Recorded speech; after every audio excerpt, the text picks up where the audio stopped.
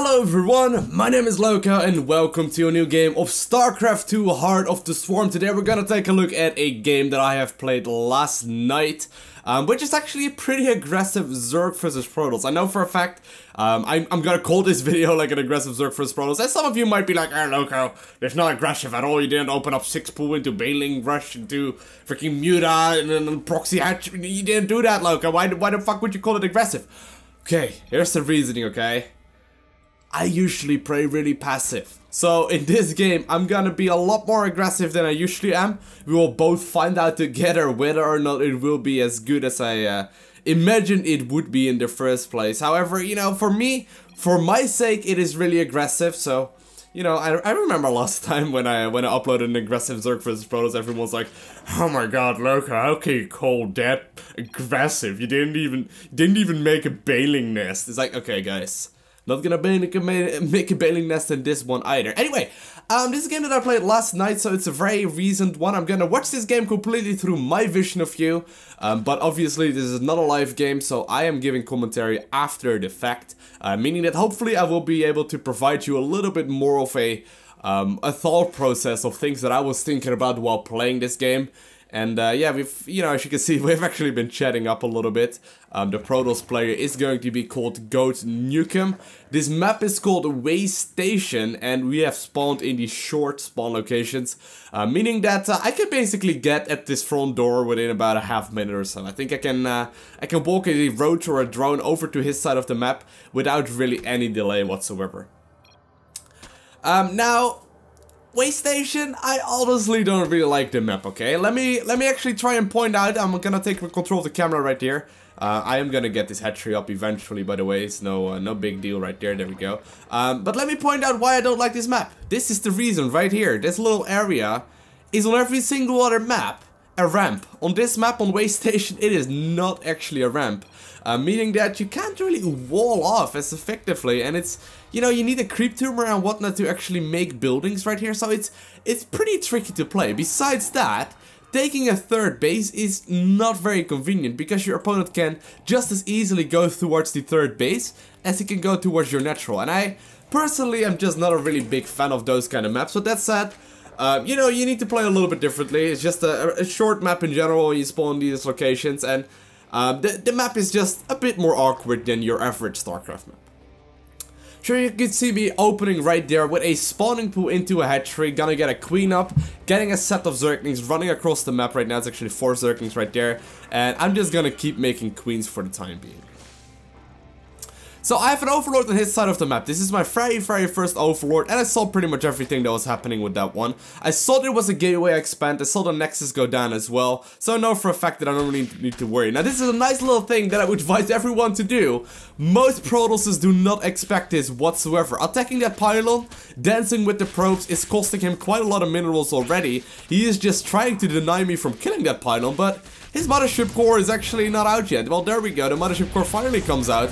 But most of the time, I've noticed whenever I go pool first on this map and on Overgrowth as well, you can just sort of kill the very first pylon. And this is actually pretty big, because right now he obviously needed to spend an extra 100 minerals on getting that pylon up, and he's just sort of, you know, being thrown off his game. He's gonna be forced to delay the Zealot and the Stalker and whatnot right now as well, meaning that I can go for a third base, because I know for a fact there's not gonna be very much aggression happening from the Protoss whatsoever. So this allows me to go for a third base. Now, turns out the Protoss player is already anticipating it. He actually is having stuff out there right now, and I actually didn't make an Overlord because I was anticipating on making a hatchery. So slight mistake right there on my part, because I'm only just now starting that Overlord up. Gonna use an extractor tick to squeeze out that queen, but definitely not ideal. I really want to be making this this third base. So I'm hoping for him right now to cancel that pylon. And guess what? Guess what the Protoss player does? He doesn't actually cancel it. So right now I hit a pretty steep supply block, which is completely not relevant at this point in the game. So even though I killed a pylon for him, you know, sort of the same thing happened for me. So right now I figured, okay, I need to do something. I need to make a decision to play more aggressive, because I hit a supply block that is going to be very, very, very important to not hit next time around. But for now, to deal with it, I decide to cancel the queen that was building, the third queen. I decide to cancel that, and I decide to throw down my Roach Warren, get 6 guys in gas, or in gas going. And after these drones, right now I'm at 37, I think I'm producing a couple more. But after these drones, I'm gonna make a whole lot of roaches. So right now, I'm just saving up minerals, saving up gas to make sure that I can make as many roaches as I possibly can right away. Now, this is pretty risky by me, because I don't really have very much to fall back on. Obviously, he is aware that I do not have my third base. He is aware that he is likely, economically speaking, at least like even with me. So, you know, he knows something is up right now. Normally, the Zerg player will always have taken his third base. So here we go. I'm having 12 roaches right now in production. I'm gonna follow this up with Zerglings as well, and eventually I am gonna get the third base. Now, I'm trying to be a bit smart about it. I do want to try and get that third base up going, but I don't really want to move all my roaches over there, so I'm gonna move, I believe, like 4 or 5 over to snipe off that pylon and do take that base. So there we go. I'm taking that right now, actually hiding these other roaches, as you can see, and I'm also behind this getting more overlords, but most importantly another lair, or not another lair, a lair. So the third base, I am gonna get that up going while I'm pushing out. So I'm not really making any drones for the time being. I am gonna plan on this aggression, but you know, I need to have something at the very least to fall back on, because there's a big chance it won't work out. Now right now, I do notice that there was indeed a oracle flying across the map, so I'm like, oh shit. I must actually make some spore crawlers. So I got 2 spore crawlers going down. He actually turns out to be at my side of the map with his stalkers, while I'm at his front door. So right now I'm just trying to see what damage I can do, and I'm a little bit confused. I don't know exactly what I should be doing. Now luckily for me, he wasn't focusing on his control with his oracle, meaning that it didn't really kill that many drones. But right now I sent my Zerglings back to deal with the stalkers, just trying to micro them the best I can, while my roaches are still knocking away at his front door. I'm trying to do as much damage as possible. Now he does have sentries right there, so I'm a bit worried of doing too much right here. And I'm getting a Hydra Den up, getting +1 attack up as well, actually changing that to the missile attack. And I killed a couple of sentries, killed a couple of units, but I'm definitely gonna have to get the heck out of here, because I'm just gonna lose a lot more than I will be able to kill. So far, honestly, that aggression wasn't really that useful. These roaches do not have roach speed, so it's gonna be very difficult for me to actually get out of here. So what I'm doing instead is just trying to prepare for the inevitable counterattack right now. Now, while this was all going on, I did make a big amount of drones. Right now, I am at 47 Harvesters. He's actually slightly ahead in Harvester count. But my third base is eventually going up. I do have an Overlord scouting for his potential third base as well. It's not actually perfectly in vision. It's behind his third base. And I should be moving that one forward very shortly, because I need to know whether or not there's going to be another base up.